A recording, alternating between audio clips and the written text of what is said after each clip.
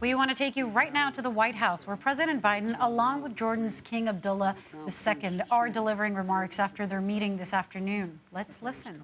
At any rate, we've known each other for many years, and His Majesty's been a good friend all those years, a steadfast partner alongside the Queen, and a beloved leader to their people. The partnership between the United States and our ally, Jordan, is strong and it is enduring. Today, the King and I discussed with our senior foreign policy staffs what the issue that's front and center in the Middle East and well beyond. The war between Israel and the terrorist organization Hamas. Over 4 months ago, on October the 7th, Hamas attacked Israel in an act of sheer evil, massacring more than 1,200 innocent women, men, and children. The deadliest day for the Jewish people since the Holocaust. More than 250 hostages were taken. 134 are still being held hostage by Hamas. We don't know how many are still alive.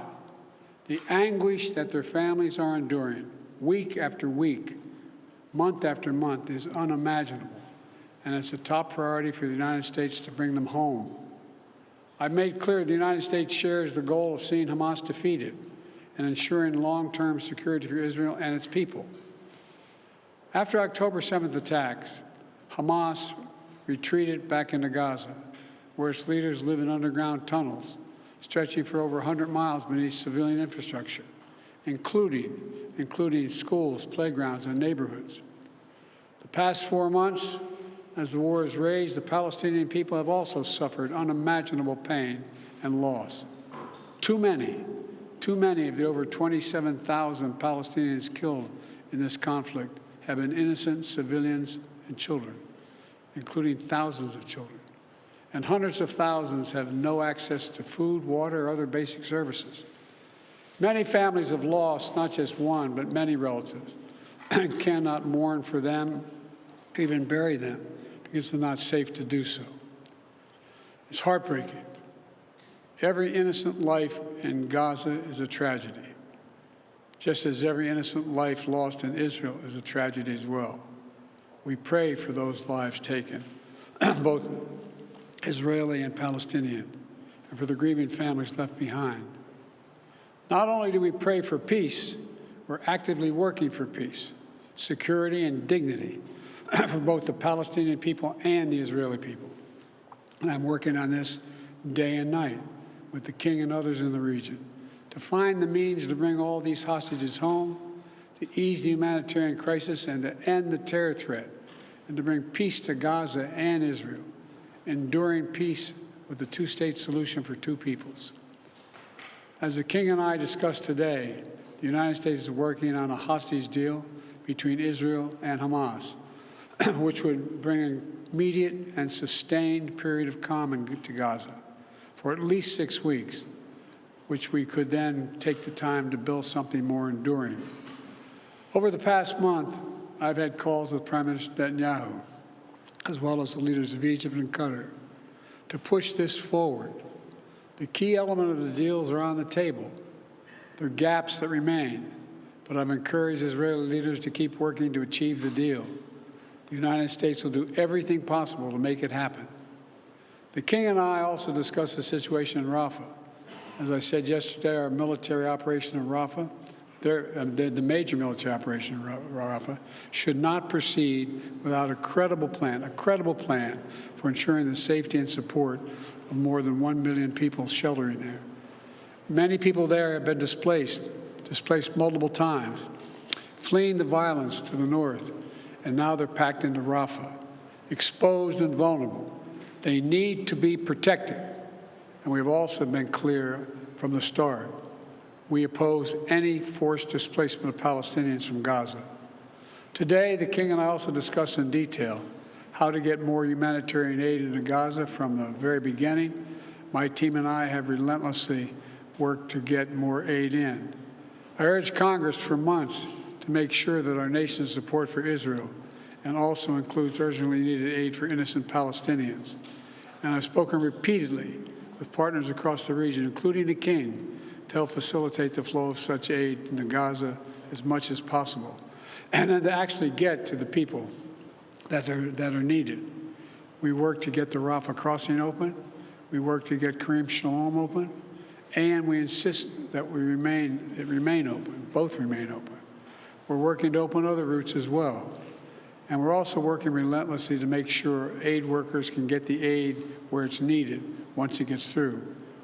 I want to recognize Jordan and the King specifically for all he has done to provide humanitarian aid to Gaza, including just a few days ago. He personally got in a plane and helped conduct an airdrop of urgently needed medical supplies into Gaza. I understand that 2 of his children have also joined those airdrops. They help fly humanitarian supplies in. And for years, the Queen has been a passionate advocate for the Palestinian people, particularly women and children. Your family's leadership, Your Majesty, and humanitarian commitment are commendable. And at the same time, we're working to create the conditions for a lasting peace, as we talked a lot about upstairs. With the Israeli security guaranteed and Palestinian aspirations for their own state fulfilled. I say this as a lifelong supporter of Israel. That's the only path that guarantees Israel's security for the long term. To achieve it, Palestinians must also seize the opportunity.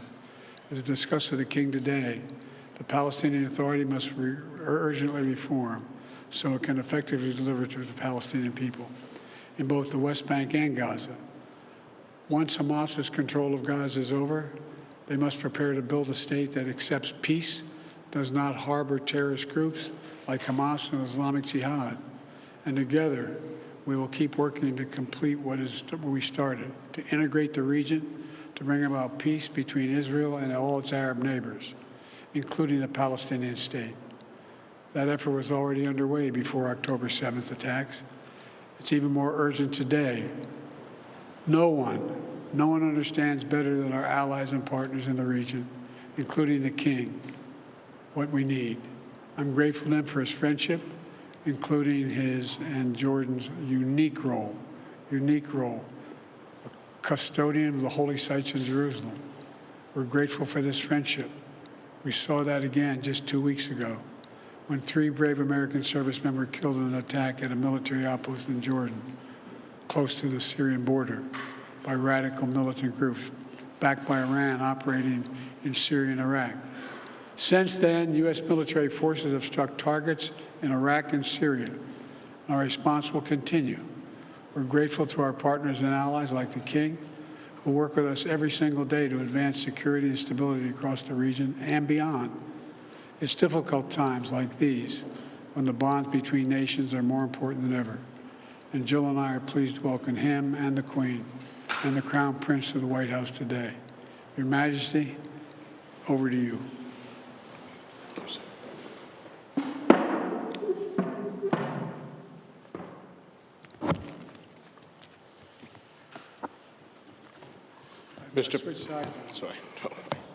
Mr. President, thank you for your gracious hospitality accorded to me and my delegation today.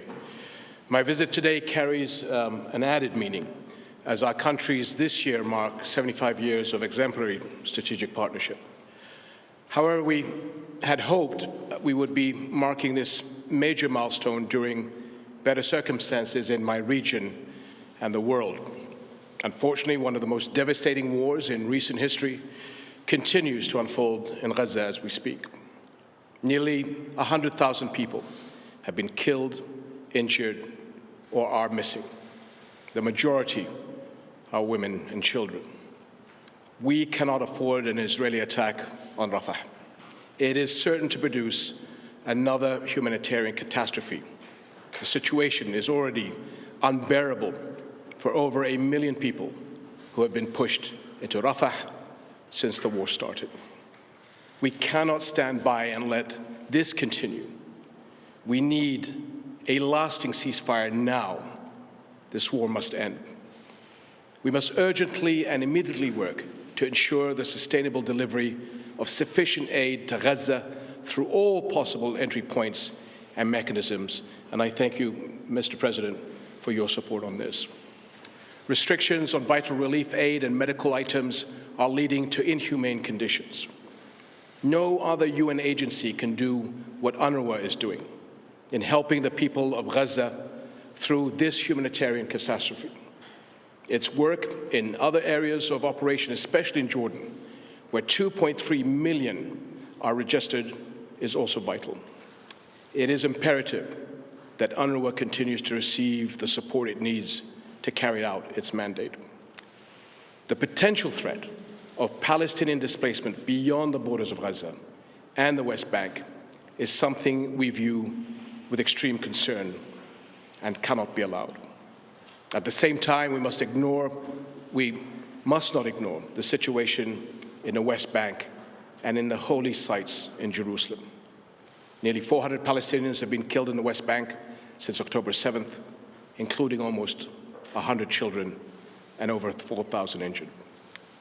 Continued escalations by extremist settlers in the West Bank and Jerusalem's holy sites and the expansion of illegal settlements will unleash chaos on the entire region. The vast majority of Muslim worshippers are not being allowed to enter Al-Aqsa Mosque. Christian churches have also voiced concerns about increasing and unprecedented restrictions and threats.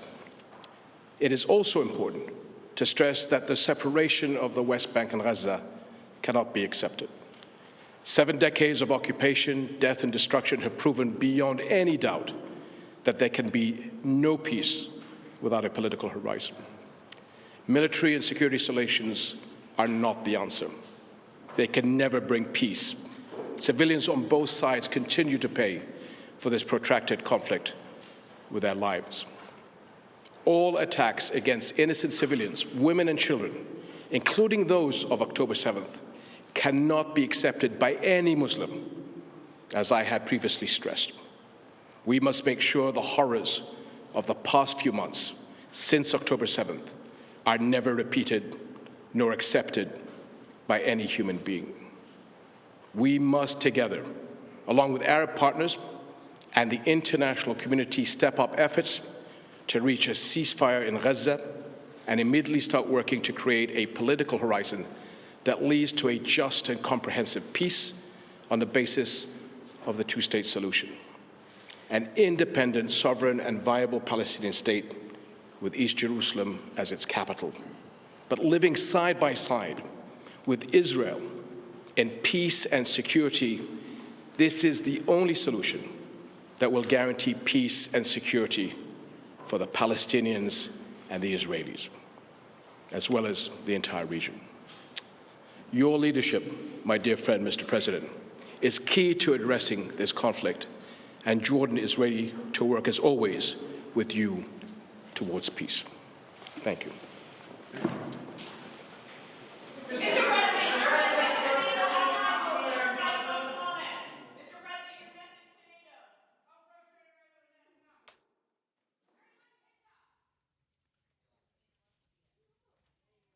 Hi, I'm Robert Costa in Washington.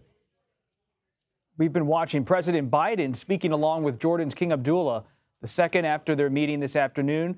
The president says the king has been a steadfast partner to the U.S. and says the bond is, quote, strong and enduring.